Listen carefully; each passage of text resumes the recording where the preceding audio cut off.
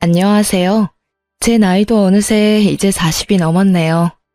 그간 시집에서 겪은 일들 정말 힘들고 길었죠. 이제 그 얘기를 여러분들에게 들려드리고자 합니다. 남편과 저는 취미 활동을 하는 온라인 카페에서 알게 되었고, 그 오프라인 모임에서 처음 얼굴을 보게 되었답니다. 남편이 먼저 제게 적극적으로 다가왔고, 저도 싫지 않았어요. 남편의 성격은 호방하고 놀기도 좋아하며 재주도 많은 사람이었죠. 기타를 잘 다루고 노래도 잘했답니다. 음악을 좋아하는 저는 남편의 그런 점이 참 마음에 들었어요. 그런데 아무리 좋아도 싫은 조건이 있더군요. 남편은 세상 여자들이 모두 기피한다는 홀어머니의 외아들이었어요. 그것도 위로 누나가 셋이나 있는 사람이었죠. 누나들이 모두 잘나가는 커리어 우먼들이라지요. 시아버지는 남편이 중학교 때 돌아가셨다고 들었어요. 가정에 그다지 관심이 없는 분이었고 술과 담배 그리고 여흥을 좋아하셨던 분이라고 하더군요. 재계에서 알아주는 사람이었지만 막판에는 결국 파산을 하셨다고 했어요. 그래서 시어머니가 이를 악물고 돈을 벌었다고 하더군요. 근데 얼마나 악바리로 모으셨는지 남편이 30살쯤 되던 해에는 서울 신촌에 5층짜리 건물을 짓게 되었을 정도로 재산을 모았다는 것이었어요. 시어머니는 게다가 오로지 아들밖에 모르는 사람이라죠. 시어머니가 38세에 낳은 아들이라 얼마나 귀엽게만 키웠을지 짐작이 가더군요. 연애한 지 1년 만에 결혼 이야기가 나왔지만 선뜻 결정이 안 섰어요. 우리가 결혼할 때쯤 시어머니의 나이는 이미 70이 가까웠죠. 비교적 늦게 며느리를 맡게 된 시집에서는 며느리가 어머니를 모시며 같이 살 것을 기정사실화하고 있더라고요. 남편도 그랬고요. 정말 발이 안 떨어지더군요. 제일 걱정거리는 아버지가 일찍 돌아가셨기에 남자가 가정에서 해야 하는 역할에 대한 롤모델이 없다는 것이었어요. 저희 친정은 부유하지는 않지만 단란한 집안이었어요. 아버지가 반듯하시고 엄마도 자애로우셨죠. 그러니까 각자가 가정에서 맡아야 할 역할을 모두 잘하는 그런 집안이었어요. 이런 친정에서 살다가 남편의 적극적인 구애로 영 다른 환경으로 시집을 가게 된 저. 이제 저의 그 험난한 시집살이를 여러분께 낱낱이 들려드릴게요. 시어머니 소유 5층 건물에는 다양한 상가가 입주해 있었는데 그 중에 1층에서 시어머니가 식당을 크게 하고 있었어요. 건물 5층에는 살림집과 사무실이 함께 있었는데 남편이 그 사무실을 차지하고 사업을 하고 있었고요. 시집살이 며칠 만에 벌써 제 심기가 불편한 일이 벌어졌죠. 너는 참 살림을 잘하는구나. 우리 딸들은 영 살림하고는 거리가 멀어. 하긴 걔들이야 공부만 했으니까. 나도 일하면서도 딸들 일 안 시켰어. 참 묘한 뉘앙스가 풍기는 시어머니의 말이었어요. 그러니까 우리 엄마는 저를 살림에 부려먹었다는 건가요?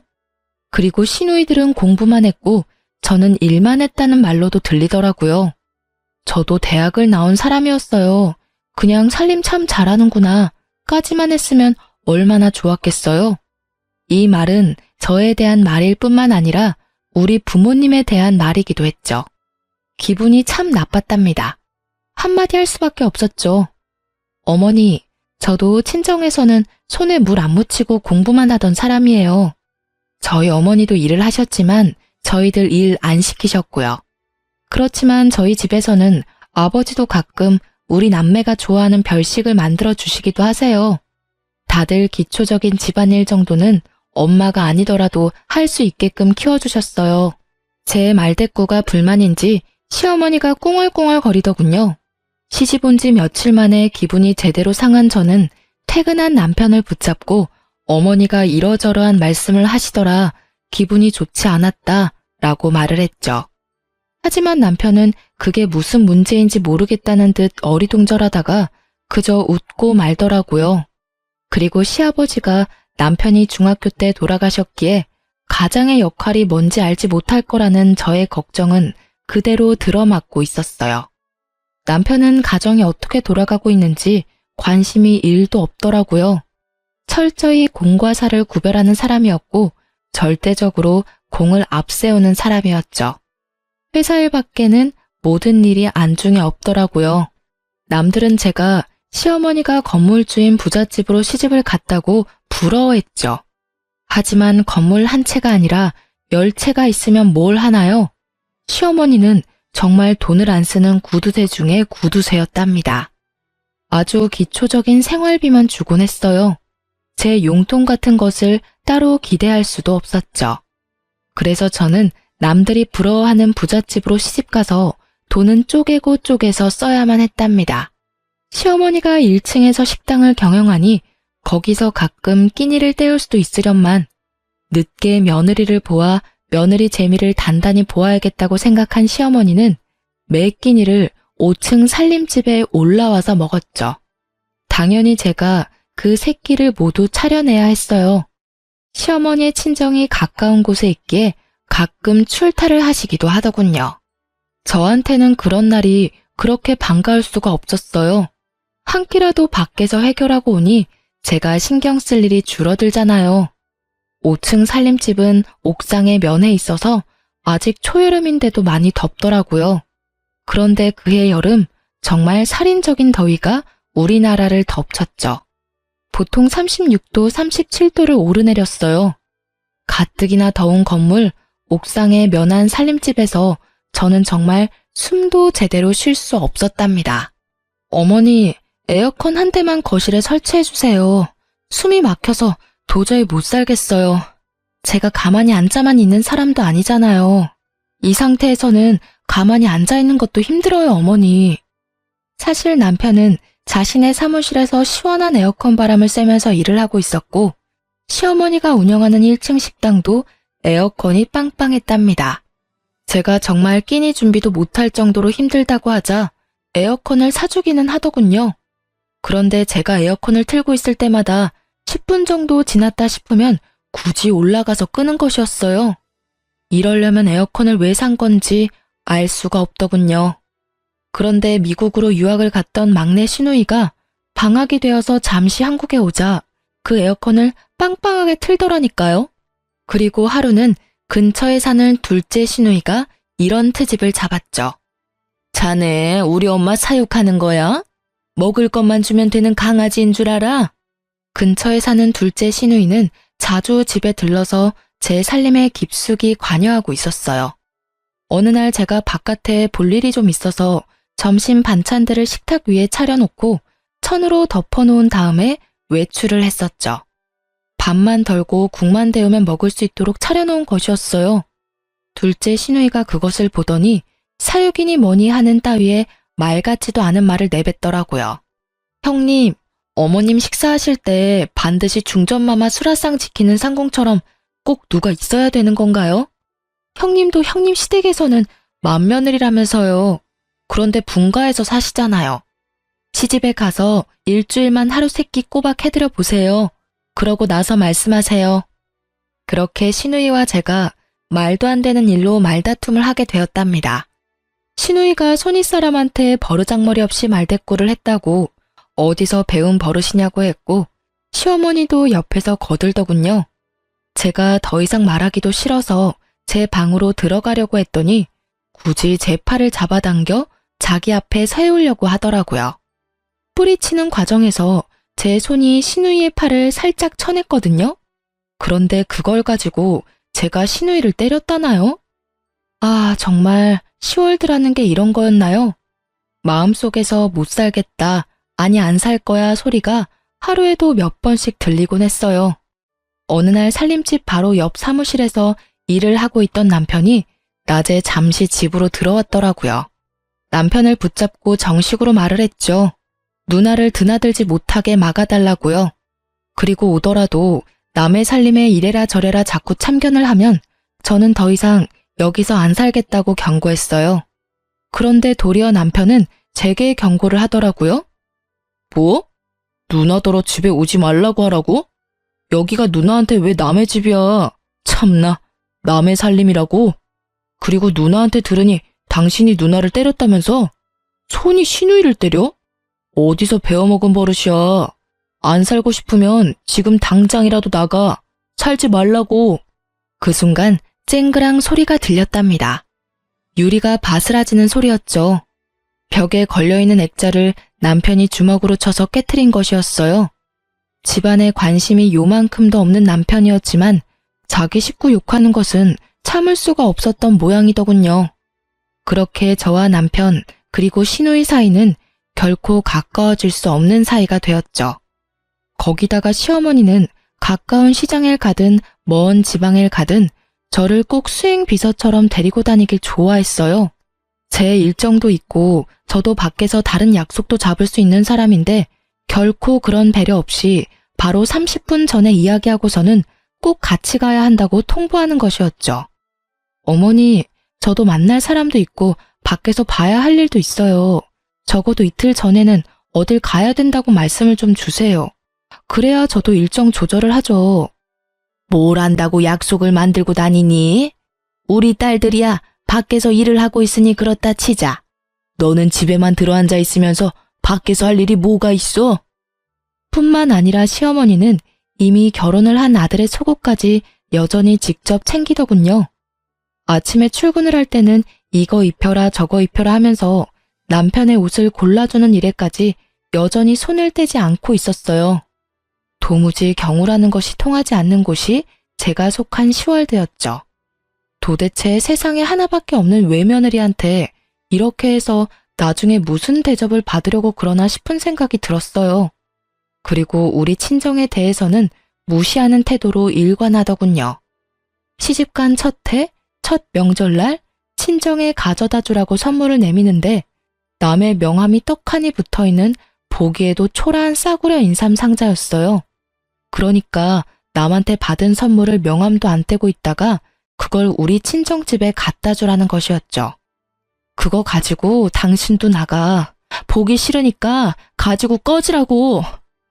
남편에게 그 선물을 집어 던지면서 화풀이를 했어요. 한바탕 싸움이 됐죠. 남편은 도대체 그게 무슨 문제냐며 제게 따지더라고요. 더 이상 남편에게 말을 해봤자 제 입만 아플 것 같아서 그만두고 그 선물을 쓰레기통에 던져버렸죠. 친정에서는 여동생에게 과일 상자를 직접 들려서 보내셨더라고요. 여동생이 저와 한 해 차이로 결혼을 했는데 바로 아이가 들어서서 배가 많이 부른 상태였어요. 하지만 앉으라는 말 한마디, 차 한 잔 대접이 없더군요. 제가 알아서 한 상 거하게 차려 여동생을 대접해 보냈죠. 그리고 다음번 시누이가 왔을 때 차 한 잔도 과일 한 쪽도 내놓지 않았답니다. 알아서 찾아 끓여 먹던 깎아 먹던 신경 쓰지 않았죠. 그리고 시모와 시누는 정말 제가 싫어하는 얌체짓도 했죠. 친정엄마가 저 힘들다고 이것저것 해주신 밑반찬을 시모가 말도 없이 시누이한테 가져가라며 챙겨주더라고요.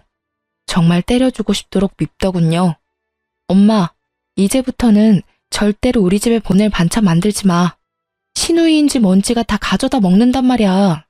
엄마가 얼마나 없는 시간 내서 정성 들여 만든 건데 나 아깝고 분해 죽겠어. 친정엄마는 좀 더 많이 만들어 보내주시겠다고 했지만 제가 굳이 하지 말라고 했죠.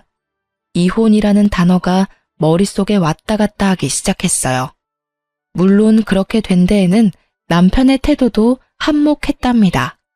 도대체 그 회사는 일은 안 하고 회식만 하는지 매일 회식을 핑계 삼아 술이 머리 꼭대기까지 차서 귀가하는 것이었어요. 귀가하는 시간도 밤 12시를 넘기는 것은 기본이고 심지어 술에 취해 건물 계단에서 자다가 관리인이 떠엎고 들어오는 일도 부지기수였답니다. 건물에 입주해 있는 상가 상인들이 남편에 대해서 알코올 중독자니 뭐니 하는 소리들을 입에 담고 있었죠. 그런데 남편에게는 그런 소리도 들리지 않는 것 같았죠. 정말 남 보기에도 창피했어요. 그런 남편에게 정말 정식으로 제 입장을 이야기해야겠다고 생각하고 오늘은 제발 일찍 들어오라고 부탁했죠. 밤 10시에 귀가했더라고요. 이 시간이면 정말 남편으로서는 이른 귀가 시간이었답니다. 나 더 이상 못 살겠어. 나는 시어머니 모시려고 결혼한 것도 아니고 따로 살고 있는 시누이한테 살림 간섭 받을 이유도 없어. 이러려면 돈 주고 말 잘 듣는 파출부나 가정부를 부르면 될 일이었잖아. 우리 당분간 따로 있자. 나 친정에 가 있을게. 당신은 결혼이라는 것의 의미도 모르고 가정에서 남자가 어때야 하는지도 전혀 모르는 것 같아. 그저 어머니만 떠넘겨놓고 결혼하기 전하고 전혀 다를 바 없이 사는 게 당신한텐 결혼 생활이야? 돌아가신 아버님 걸으신 길 당신이 똑같이 걷지 마. 그리고 저는 필요한 짐들을 챙겨서 친정으로 가버렸답니다. 친정으로 간 지 열흘이 됐는데도 새끼를 꼬박 부려먹던 시어머니가 굶어 돌아가셨다는 소식은 들리지 않더군요. 그리고 수행비서가 없이도 잘도 돌아다니는 것 같았어요. 친정에서 간 지 12일째 되는 날 남편이 찾아왔더군요. 저는 제 입장을 조금 더 구체적으로 정리해서 말했죠. 분명히 말했지만 이대로는 안 살아. 이혼하든가 아니면 분가해. 둘 중에 하나 선택은 자기 자유야. 분가하면 당연히 집은 시집에서 해줘야 하는 거고 알아서 판단하고 연락 줘. 며칠 후에 남편이 다시 저를 찾아왔더군요. 거참 어쨌든 돈은 많은 집안인가 봐요. 지금 있는 건물에서 차로 약 1시간 정도 떨어진 곳에 시어머니가 사놓은 아파트 한 채가 있다는 것이었어요. 그 아파트를 전세를 주었는데 나갈 때가 되었으니 거기로 살림을 나자는 것이었죠. 웬일인가 싶더라고요. 어쨌든 이사를 했답니다. 저는 이제 간섭받지 않고 제 맘대로 집을 꾸밀 수도 있고 내가 먹고 싶고 남편에게 먹이고 싶은 것도 맘대로 먹일 수 있게 된 것이었어요. 정말이지 날아갈 것 같더군요. 친구들을 불러서 간소하게 집들이도 했죠. 그런데 정말 의외로 시누이가 이사 비용이라면서 봉투를 하나 내밀더군요. 그렇지만 열어보고 정말 화가 나지 않을 수 없었어요. 돈도 잘 번다는 사람이 준 봉투에 달랑 5만 원이 들어있었답니다. 누가 이사 비용 달라고 했나요? 차라리 주질 말던가요. 박박 찢어버리고 싶더라고요. 그리고 어느 날 정말 상식적으로 이해가 가지 않는 일이 또 생겼답니다. 시어머니의 새끼 밥을 다 해서 남편 출근길에 도시락으로 싸서 보내라는 것이었어요. 길을 막고 물어봐. 분가한 며느리가 시어머니 새끼 도시락을 싸서 보내는 게 경우에 맞는지 말이야. 그리고 어머니 연로하셨다곤 하지만 건강하게 일하고 계시잖아. 나 없을 때는 도대체 어떻게 먹고 살았어? 자기가 밥 해먹고 살았을 리도 없고 어머니가 식사 정도는 해결하셨을 거 아니야. 그리고 식당을 하시니 웬만한 건 거기서 해결하실 수도 있잖아. 나는 그렇게는 못하니까 가서 싫다고 전해드려. 시누이들한테 전화가 돌아가면서 오기 시작하더라고요. 도시락 싸서 보내라고요. 그렇게 어머니 끼니까지 걱정이 되면 형님들이 알아서 어머니 모시고 살라 했어요.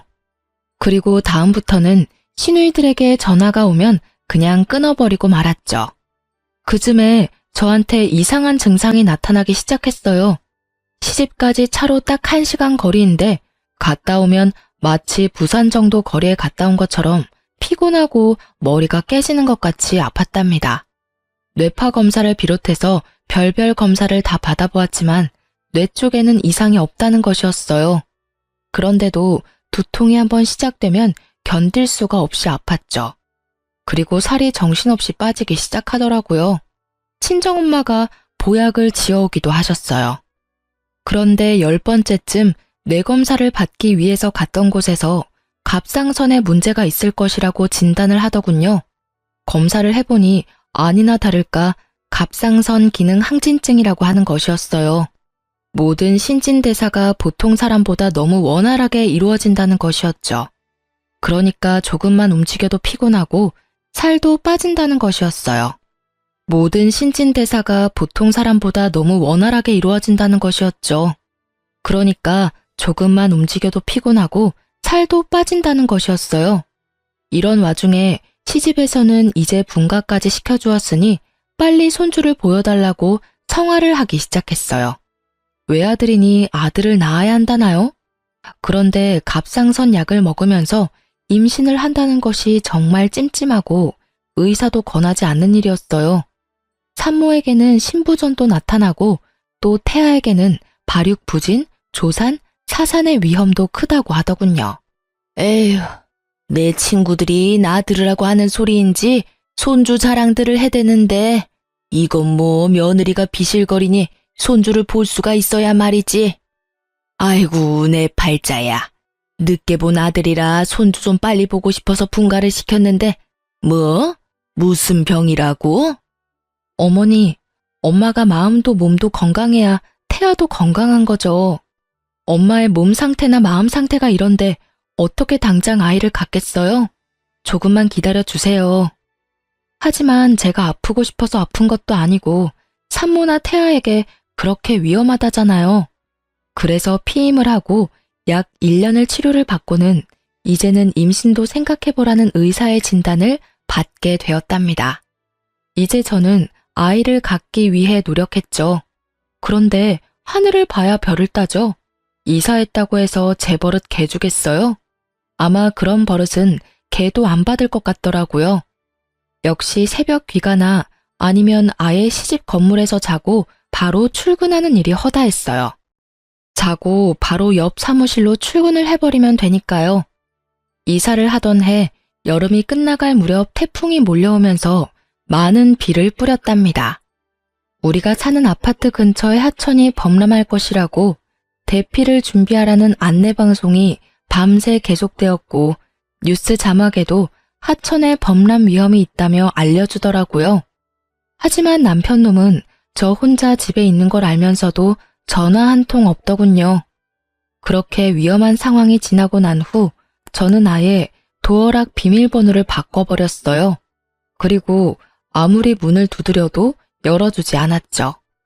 이런 상황인데 손주를 빨리 내놓으라니 도대체 황당하기 이를 데가 없었답니다. 정말 잘못한 걸 알아서 그러는지 아닌지 모르겠지만 잘못했다고 싹싹 빌기에 이번에만 용서해주기로 하고 문을 열어주었죠. 평생 함께 안 살 거라면 모르지만 살 거라면 이제 아이 가질 생각도 해야 된다는 것을 알아듣게 설명했어요. 알아들었는지 어쨌는지 귀가 시간이 약간 당겨졌고 그로부터 약 5개월 후에 임신을 했다는 진단을 받을 수 있었답니다. 간간히 들리던 그 도시락을 안 싸보내는 것에 대한 불만도 쏙 들어갔죠. 아이를 가지니 시집에서 저를 대하는 대접이 조금은 나아지더라고요. 그날도 사고를 고아놓았으니 가져다 먹으라는 연락을 받고 시집으로 갔죠. 시어머니와 찻잔을 마주하고 앉아서 얘기를 나누고 있었어요. 돌아가신 시아버지의 형제분으로 작은 아버지가 있었지만 그 댁에도 딸만 넷이었어요. 시어머니는 아이는 꼭 아들이어야 한다고 여러 번 강조하더군요. 참나, 그게 어디 제 마음대로 되나요? 그리고 저는 예쁜 딸이 더 좋겠다는 생각을 하고 있었답니다. 물론 시어머니에게 말은 안 했지만요. 그런데 대화 끝에 시어머니가 갑자기 좀 엉뚱한 말을 하는 것이었어요. 예, 네 시아버지 들어오실 시간 됐다. 갈비찜 좋아하신다. 얼른 좀 장만해라. 아이고, 시간이 벌써 이렇게 됐구나. 그런 건 좀 미리미리 챙겼어야지. 곧 들어오실 텐데 시간이 없지 않니? 어머니, 무슨 말씀이세요? 아버님 돌아가신 지가 거의 20년이 되어 오는데 무슨 갈비찜을 장만해요. 어머니 갑자기 왜 이러세요? 느낌이 정말 이상했어요. 그런데 시어머니가 그날은 곧 정신을 수습하더라고요. 한숨 놓았지만 다음번에 시집에 갔을 때 들은 얘기는 정말 절망적이었죠. 내 친구들하고 한강에 물놀이를 갔는데 글쎄 저쪽에서 네 남편이 둥둥 떠내려오지 않겠니? 그래서 내가 얼른 뛰어들어가서 건졌다. 갑자기 정신이 번쩍 들더라니까요. 남편에게 상황을 이야기하고는 바로 어머니를 병원에 데려가 뇌 MRI를 찍어야 했어요. 미리 조금은 예상하고 있었지만 막상 치매 진단이 나오자 가슴이 덜컥 내려앉더군요. 시누이들에게도 물론 이 소식을 다 전했죠. 말하는 것만 들을 때는 세상에서 제일 효녀들인 새 시누이가 또 시끄러워지기 시작했어요. 빨리 저희더러 다시 합가를 하라는 것이었죠. 그렇지만 몸이 무거운 상태이고 출산이 임박해 있었어요. 아이가 태어나면 육아 문제까지 겹치니 어머니를 당분간 병원에 모시자고 했죠. 자식도 없는 할머니처럼 왜 병원에 모시냐며 또 한바탕 난리가 났답니다.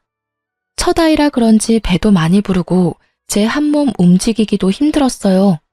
그런 사람이 합가를 해서 무슨 일을 할 수 있단 말인가요? 그래서 결국은 제가 출산을 하고 아이가 어느 정도 자랄 때까지만 시어머니 옆에 사람을 두기로 결정을 하고 까다롭게 골라서 아주머니 한 사람을 붙여두었죠. 첫 아이라서 어느 정도 난산을 겪었지만 아이는 건강하게 태어났고 아들이었어요. 아이가 돌이 될 때까지 제 품에서 떼어놓지 않고 키웠죠. 시어머니의 증세는 정말 빠르게 악화되고 있었어요. 딸들 셋을 알아보시기는 했지만 누가 맏인지 누가 막내인지 헷갈리는 것 같았죠. 남편만 정확히 알아보았답니다. 저더러는 웬 아줌마가 우리 집에 와서 뭘 훔쳐가려고 한다고 소리소리 지르는 바람에 소동이 벌어지기도 했었어요. 어느 날, 그날도 시어머니가 간병하는 아줌마더러 동서라고 부르면서 어떻게 이렇게 오랜만에 왔냐는 둥 헛소리를 한 다음 잠에 떨어진 날이었어요. 가만히 시어머니의 얼굴을 바라보았답니다. 50대 초반에 혼자가 되어서 오로지 자식들만 보고 돈을 버는데 인생을 바친 사람이었죠. 같은 여자의 입장으로 볼 때 정말 안 된 사람이었어요. 그리고 이제는 누가 보기에도 살만하고 며느리의 손자까지 보았는데 그만 치매에 걸린 거잖아요. 시집와서 단 한순간도 저에게 살가운 적이 없었던 시어머니였지만요. 그런데 그날은 시어머니에 대한 동정심으로 마음이 정말 착잡했답니다. 집에 와서 곰곰이 생각을 해보았죠. 시누이들은 지금도 남편더러 빨리 합가해서 저에게 간병을 맞지 않는다고 궁시렁거리고 때로는 노골적으로 불만을 표하곤 했죠. 시어머니를 아무래도 내가 돌봐야겠다 생각이 들다가도 마치 시누이를 시키는 대로 하는 것 같이 비치는 게 너무 싫었어요. 그리고 치매 환자를 돌보는 것, 그 길이 얼마나 험난할지 상상만으로도 끔찍했답니다. 어느 하루 시집에 가서 아줌마에게 물수건을 받아서 시어머니의 얼굴과 손을 씻겨주고 밥을 먹도록 도와주었어요. 애미야, 네가 왔구나. 어딜 갔다가 10년 만에 이렇게 돌아왔니? 그동안 정말 보고 싶었다. 미국에 유학을 갔었다면서? 저와 막내딸에 대한 생각이 합쳐지거나 헷갈린 것 같더군요. 그 막내딸도 이제 곧 유학을 끝내고 귀국할 것이라고 들었거든요. 시모는 제 갓난아들을 품에 안고는 마치 태어나고서 처음 본 아이처럼 그렇게 반가워하더라고요. 시어머니를 이리저리 바꿔 이어가면서 몸 상태를 살펴보았어요. 고용된 간병인이 아무리 잘 돌봐준다고는 하지만 역시 남은 남이더라고요. 욕창이 어느 정도 와 있었고 몸 구석구석이 깔끔하지는 않더군요. 저는 그 순간 제 인생 전체를 내던져버릴 수도 있는 결심을 했답니다. 제가 어머니를 떠맡기로요. 남편한테 제 심정을 말하고는 분가에서 살고 있던 집을 정리해서 시집 건물로 다시 들어왔답니다. 아이를 친정에 맡겼고 친정엄마가 며칠에 한 번씩 아이를 데리고 시집으로 찾아와 주셨어요. 시누이들이 또 극성을 떨기 시작하더군요. 돌아가면서 찾아와서는 어머니가 좀 정신이 있다 싶을 때 엄청 극진하게 대하는 것이었어요. 그럴 때는 저를 옆으로 밀어내더라고요. 속셈은 아주 뻔했죠. 어머니가 정신이 있을 때 어떻게든 상속에 대하여 자신들에게 유리하게 해놓으려는 것이었어요. 그리고 어머니가 영 정신이 없다 싶으면 또 저에게 이것저것 트집을 잡아 잔소리를 하는 거였죠. 그렇게 마음에 안 들면 형님이 모셔가세요. 나 안 말려요. 지금 모셔가실래요? 큰형님이 먼저 모셔가시겠어요? 저는 실제로 주섬주섬 시어머니의 짐을 쌌어요. 큰 시누이가 와서 하도 이건 이래라 저건 저래라 잔소리를 하기에 한번 해본 짓이었답니다. 큰 시누이가 예상대로 자신은 밖에서 일을 하는 사람이라 간병이 절대 불가능하다며 손사래를 치는 것이었죠. 돈 잘 버니 모셔다가 간병인이라도 붙여놓고 저한테 하듯 감시 감독을 하면 되지 않겠느냐고 했어요. 슬그머니 내빼더군요. 물론 시누이들이 제가 모셔야 한다고 고집을 세우기는 했지만 시누이들의 의견을 따른 것이 아니라 제 스스로 결정한 일이었어요. 그런데 스스로 결정하고 각오를 단단히 했지만 정말 쉬운 일이 아니더라고요. 네가 나 몰래 살던 아파트 다 팔아먹었다면서? 그것도 모자라서 이 집 재산 다 빼돌리려고 도로 들어왔지? 내가 네 속셈 모를 줄 아니? 인연, 어서 도로 나가거라. 시어머니는 이런 말도 자주 입에 담았어요. 그리고 근처에 있는 물건을 갑자기 집어던지기도 했죠. 한 번은 고지서를 담는 작은 목함을 던져 얼굴에 정통으로 맞는 바람에 이마가 찢어지기도 했어요. 시어머니의 상태는 점점 나빠져서 결국은 자신이 할 수 있는 일이 거의 없는 지경에 이르렀죠. 저는 그야말로 시어머니의 손과 발이 되어야 했어요. 그리고 가장 걱정하던 문제가 터졌죠. 이제 배변도 자신의 의지로 조절하지 못하게 된 것이었죠. 배변 문제를 처리하는 것이 너무나 힘이 들었던 저는 시누이들이 올 때마다 손에 들고 오는 먹을 것은 모두 빼앗아서 치워버렸어요. 형님들이 어머니 화장실 문제 한번 도와드려 봤어요? 먹을 것 가지고 오지 마세요. 새끼만 건강하고 적당하게 드릴 테니까 그리 아시고요. 불만 있으면 지금이라도 모셔가시고요. 그렇게 치매 환자의 손과 발이 되어 살던 중 제 몸에 무리가 갔나 봐요. 어깨와 허리가 무너지듯 아프면서 도저히 평상시처럼 움직이질 못하겠는 거예요. 그래서 할 수 없이 간병인을 불렀죠. 그런데 치매 환자가 남과 식구는 어찌나 잘 구별을 하는지 간병인이 뭘 도와주려고 하면 강력하게 거부하고 가져다 주는 밥도 먹지 않는 것이었죠. 저는 거동을 하기가 어렵고 간병인은 거부하고 할 수 없이 시누이들이 당분간 돌아가면서 어머니를 맡기로 의논이 되었던 모양이더군요. 우리 집에서도 아무것도 안 드셔. 집에 가겠다고 자꾸 떼를 쓰신다고. 둘째네 집으로 한번 보내드려 봐야겠어. 둘째 시누이네 집에서도 막내 시누이네 집에서도 시어머니는 한 달을 넘기지 못했어요. 결국은 집으로 다시 돌아왔죠. 제가 온몸에 파스를 덕지덕지 붙이고 다시 시어머니를 돌보기 시작했어요. 정말 제가 전생에 죄를 많이 지었나 보다 생각이 될 정도로 힘든 나날이 흘러갔어요. 그러던 어느 날 어머니가 바깥 나들이를 하고 싶다고 하더라고요. 치매 환자를 데리고 바깥 나들이를 하는 일, 그것도 쉽지 않은 일이었죠. 어쨌든 옷을 제대로 입혀주고 휠체어에 태워서 밖으로 데리고 나갔어요. 나가보니 저 역시 너무나 오랫동안 실내에 갇혀 살았다는 생각이 들더군요. 어머니, 오늘은 날씨가 참 좋죠? 저도 정말 오랜만에 나오네요. 어머니도 나오니까 좋으시죠? 휠체어에 시어머니를 태우고 멀리 가지는 못했지만 동네 곳곳을 돌아보았답니다. 시어머니는 밖에 나가더니 무슨 생각에서인지 동네에 있는 한 가게로 한사코 가자는 것이었어요. 거기서 아이들이나 먹는 군것질거리들을 한아름 사더군요. 군것질거리들도 모두 불량식품이라고 기피하는 것들이 대부분이었고요. 그렇게 많이 군것질거리들을 사더니 몇 개만 빼고는 모두 제게 건네주더군요. 이거 네 시누이들 오면 주지 말고 너만 먹어라. 이거 아주 비싸고 맛있는 거야. 네 남편도 주지 말고 너만 숨겨놓고 먹어. 갑자기 눈물이 핑 돌았답니다. 치매 환자가 정신이 없는 상태에서 한 말이었지만 시어머니가 제게 해준 가장 살가운 말이었어요. 알았어요, 어머니. 숨겨놓고 저만 먹을게요. 어머니 것도 여기 따로 챙겨놓을 테니 아무도 주지 마시고 어머니만 드세요. 시어머니가 아이처럼 좋아하더군요.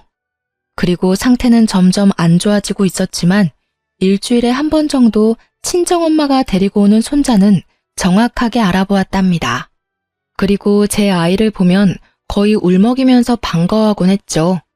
어느새 시어머니는 제게 조금씩 살가워지고 있었고 저는 시간이 갈수록 나빠지는 시어머니 상태에 동정심을 지나서 마치 우리 엄마가 어디가 아픈 듯 마음 한구석이 아파오기 시작했답니다. 남편 없이 오로지 자식들만 보고 악착같이 돈을 벌며 살았던 어머니였지만 자식들은 정말 아무 소용이 없더군요. 하루 24시간을 꼬박 같이 어머니에게 매여서 제 생활은 없었어요. 남편놈은 여전히 예전과 똑같이 어머니만 저한테 맡겨놓은 채 아들로도 남편으로도 그리고 아버지로서도 아무짝에도 쓸모가 없었죠. 그렇게 모진 세월이 흘렀답니다. 시누이들이 자주 들르긴 했지만 오락가락하는 어머니를 붙잡고 이젠 아주 노골적으로 상속에 대한 이야기를 입에 담더군요. 상속 문제에 대해서는 남편도 적극적으로 끼어들었죠. 제 눈에는 모두 아무짝에도 쓸모없는 사람들로 보였어요. 그런데 시어머니는 그렇게 정신이 없는 와중에도 재산권은 꼭 쥐고 놓지 않았어요. 그렇게 시어머니를 모신 지 9년째가 되던 어느 봄날이었답니다. 시어머니가 갑자기 밖으로 봄놀이를 가자는 것이었어요. 그러면서 옷을 까다롭게 고르기 시작하더라고요. 몇 번을 입었다 벗었다 하면서 마음에 드는 고운 옷을 찾아내어 입혀달라더군요. 어디로 가고 싶은지를 물었더니 시아버지 산소에 가자는 것이었어요. 시아버지의 산소는 서울 근교의 공원 묘지에 있었거든요. 거기까지는 먼 길이었고 꼭 차량이 필요했어요. 남편더러 운전을 해달라고 했더니 회사 일 때문에 시간이 없다면서 차 키만 던져주더군요.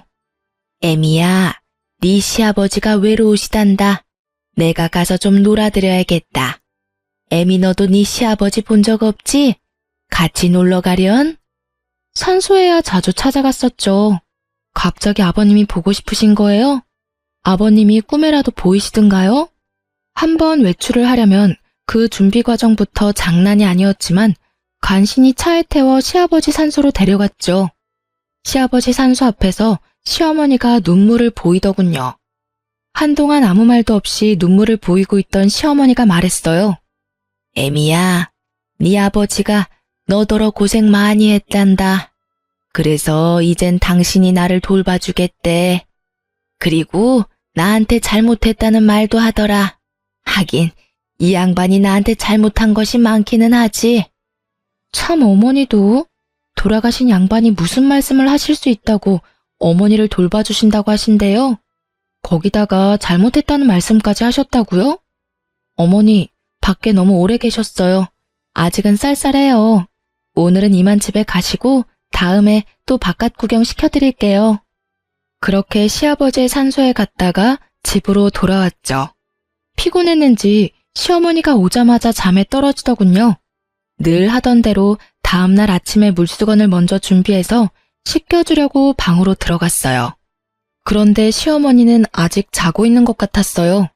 치매 환자들이 모두 그러는지 어머니만 그러는지 알 수 없었지만 우리 시어머니 경우에는 새벽같이 일어나서 배고프니 밥 달라고 소리소리 지르면서 저를 부르는 경우가 많았답니다.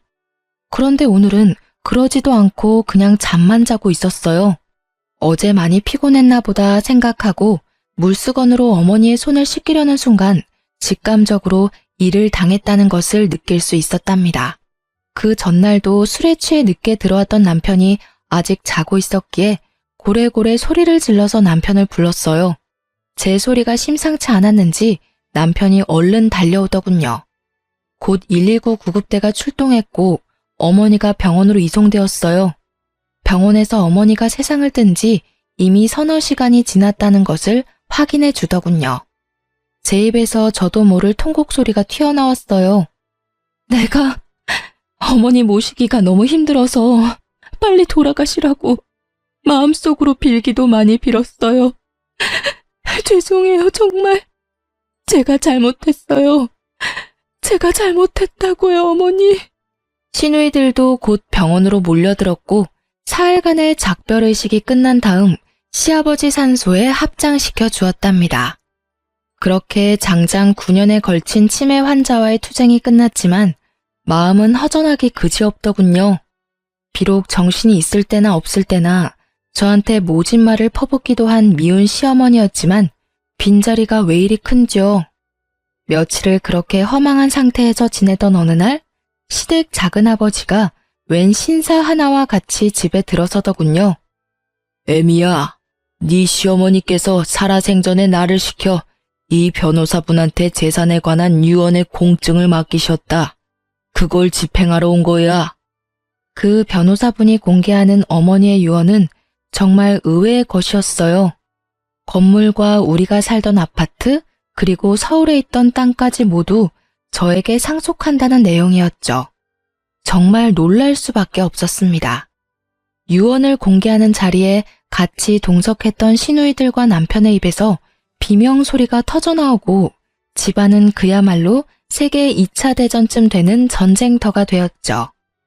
저도 시누이들도 그리고 남편도 모두 놀라고 있었어요. 남편과 시누이들은 당연히 유류분을 걸고 넘어지면서 자신들이 챙길 것을 챙겼지만 그 많은 재산 가운데 절반은 결국 제 것이 되었습니다. 작은 아버님 말에 따르면 그래도 어머니가 정신이 있을 때 연락을 취해서 이렇게 조치해달라고 했고 작은 아버님은 부탁받은 그대로 행했다는 것이었죠. 친정엄마가 몇 년 전에 하신 말씀이 문득 기억나더군요. 그날도 어머니를 챙기는 것이 너무나 힘이 들어서 아이를 데리고 오신 친정엄마에게 하소연을 하면서 울던 중이었어요. 얘야, 선한 끝은 꼭 있는 법이다. 그리고 사람은 누구나 자신의 짐 하나씩은 꼭 짊어지고 가는 거야. 피하려고 하지 말아라. 그래야 선한 끝을 볼 수 있는 거야. 이 말씀이 갑자기 생각나더라고요. 임신을 한 상태에서 시어머니의 병고안을 시작했었죠.